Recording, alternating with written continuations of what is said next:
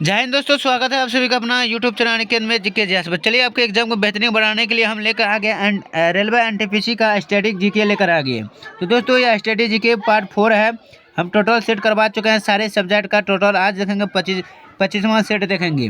तो चलिए जो लोग नहीं देखें जगह प्ले लिस्ट में देख सकते हैं। दोस्तों स्टैटिक जीके आपके एग्जाम के लिए अति रामबान प्रश्न होता है, क्योंकि आती स्टैटिक जीके ही ऐसा है कि जो जल्दी दिमाग में न घुसते। तो वही प्रश्न लेकर हम आ गए जो आपके एग्जाम में पूछे जाएंगे। चलिए चलते हैं अपनी अगली प्रश्न की ओर। तो आज देखेंगे 150 से आगे 150 से आगे प्रश्न देखेंगे। इससे पहले हम करवा चुके हैं, ये पार्ट 4 रहने वाले हैं। तो पहला प्रश्न की ओर बढ़ते हैं। तो पहला प्रश्न है आज यहाँ से आगे कि फॉरबिडन सिटी कहाँ स्थित है। तो ये HW के लिए दिए थे, तो इसका आंसर हो जाएंगे चीन। अब चलते हैं अपने प्रश्न की ओर। इसका PDF हम टेलीग्राम पर देते हैं, जिसका लिंक दिया गया है। तो भारत में किस तिथि को राष्ट्रीय मतदाता दिवस के रूप में मनाया जाता है। तो एनटीपीसी 4 मार्च 2021 में फर्स्ट शिफ्ट में पूछा हुआ है। तो वो 25 जनवरी को मनाया जाता है राष्ट्रीय मतदाता दिवस। भारत सरकार के द्वारा दूरसंचार विभाग डैश वाट किलोग्राम के अधिकतम सार मान वाले मोबाइल हेडसेटों के उत्पादन को मंजूरी दी है। तो इसका राइट आंसर हो जाएंगे दोस्तों ऑप्शन डी ऑप्शन ए 1.6।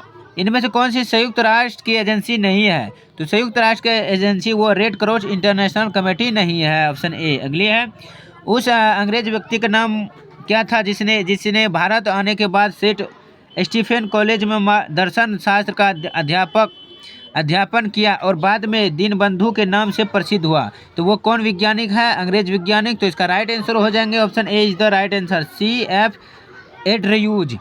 अगली प्रश्न को बढ़ते हैं।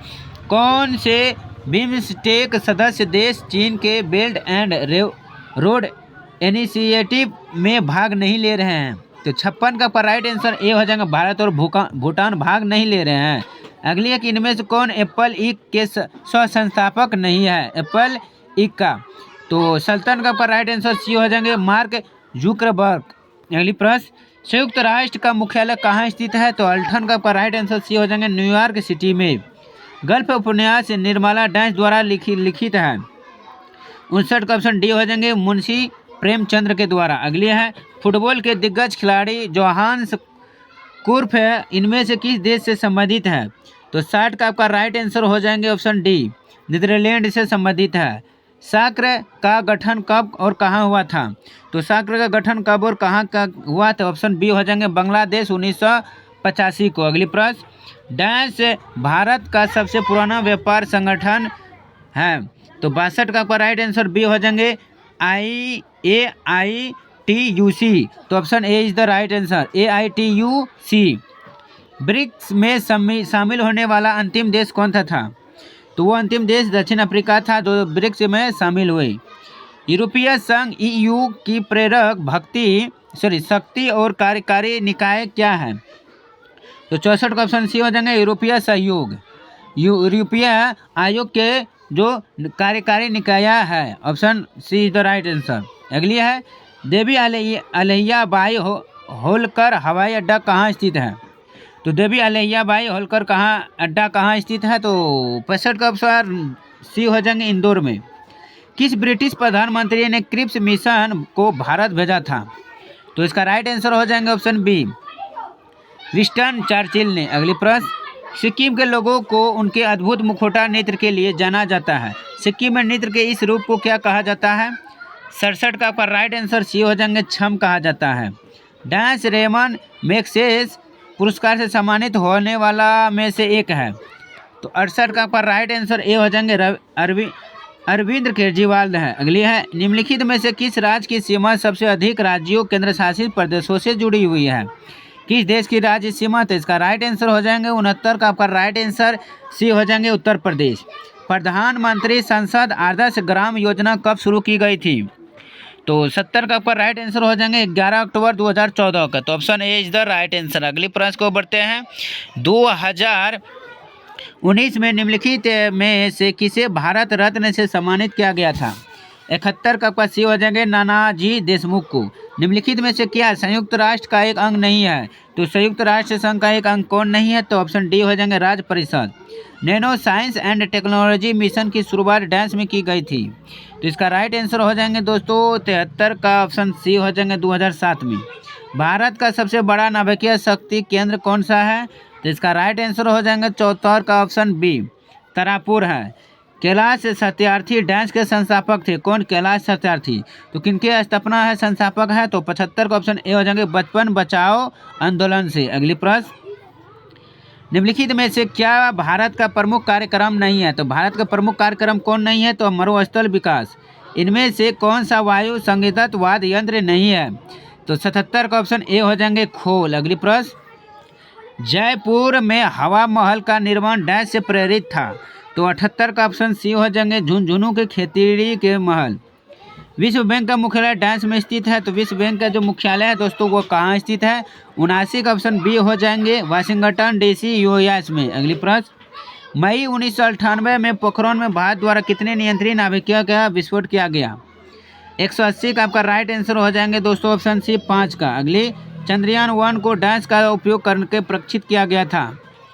तो 81 का option D is the right answer हो जाएंगे PSLV C11। अगले प्रश्न है कि विश्व हिंदी प्रतिवर्ष की तिथि को मनाया जाता है? तो इसका राइट आंसर हो जाएंगे 82 का option A is the right answer 10 जनवरी। अगली है कि केंद्र सरकार की प्रसाद योजना किस पर केंद्रित करता है? तो 83 का आपका राइट आंसर ए हो जाएंगे तीर्थ स्थलों के विकास पर। ए प्राइम मिनिस्टर टू रिमेंबर नामक उपन्यास के लेखक कौन है? तो 84 का आपका राइट आंसर हो जाएंगे option C admiral Sushil Kumar. इनमें से किस दिन को भारत के सभी कॉलेज में सशस्त्र बल झंडा दिवस के रूप में मनाया जाता है? तो 85 का आपका राइट आंसर हो जाएंगे ऑप्शन बी 7 दिसंबर को। बांग्लादेश को स्वतंत्र देश का दर्जा कब प्राप्त हुआ? 186 का ऑप्शन बी हो जाएंगे 1971 में। किस तिथि को विश्व रक्तदाता दिवस मनाया जाता है?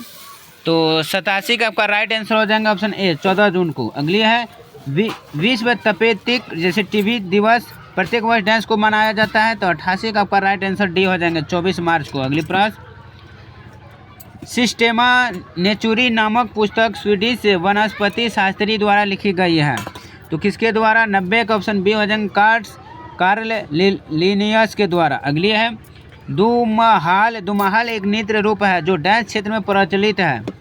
91 का आपका ए हो जाएंगे कश्मीर का। प्रतिवर्ष अक्टूबर माह में राजस्थान के डैश दुनिया का सबसे बड़ा ऊँट मेला आयोजित किया जाता है? तो 92 का आपका राइट आंसर हो जाएंगे बी पुष्कर मेला। भारत सरकार द्वारा वर्ष डैश में हाथी परियोजना का शुभारंभ किया गया था? तो 93 का आपका राइट आंसर हो जाएंगे ऑप्शन सी 1992।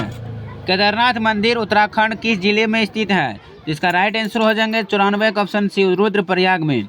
डैश का दूसरा नाम NVIC है? तो किसका नाम है? तो 95 का आपका राइट आंसर हो जाएंगे ऑप्शन बी भारत द्वारा विकसित एक स्वतंत्र क्षेत्रीय नौवहन उपग्रह। अगली प्रश्न को बढ़ते हैं, इनमें से कौन सा देश संयुक्त राष्ट्र सुरक्षा परिषद का अस्थायी सदस्य नहीं है? 96 का ऑप्शन सी हो जाएंगे जापान। अगली प्रश्न है कि जनवरी 2021 में जोसेफ R बाइडेन जूनियर ने संयुक्त राज्य अमेरिका के डैश राष्ट्रपति के रूप में शपथ ली थी? तो कौन से राष्ट्रपति के रूप में? 97 का आपका राइट आंसर डी हो जाएंगे 46 में। अगली प्रश्न को बढ़ते हैं, उस मेट्रो रेल कॉरपोरेशन का नाम बताएं जिसे कचरे से ऊर्जा उत्पन्न करने वाले संयंत्र से विद्युत प्राप्त करने वाली देश की पहली परियोजना होने का गौरव प्राप्त है?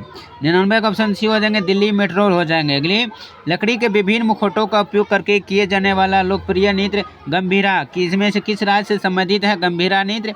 तो ऑप्शन सी पश्चिम बंगाल से संबंधित है।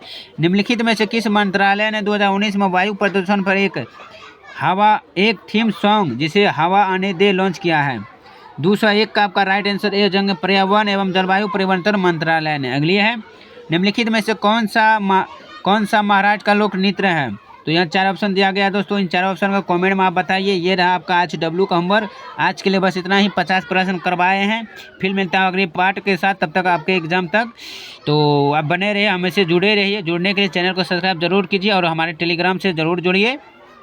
चलिए दोस्तों, उम्मीद है कि सारे प्रश्न आपको अच्छे से समझ में आ गए हैं। दोस्तों कुछ इंपॉर्टेंट काम है, इसीलिए थोड़ा फास्ट में हम वीडियो बनाए हैं, इनके लिए सॉरी, माफ़ी चाहता हूँ। चलिए फिर बैठता हूँ अगली पार्ट के साथ, तब तक के लिए जय हिंद, ऑल द बेस्ट।